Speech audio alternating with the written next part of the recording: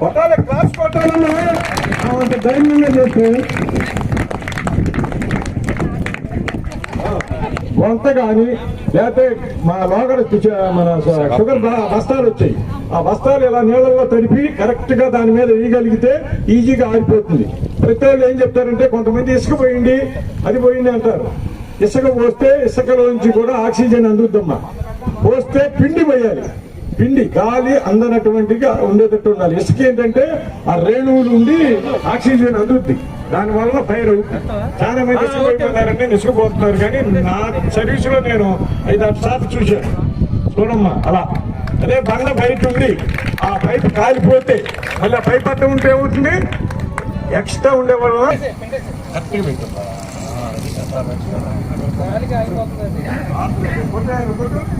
చూడమ్మా అలా.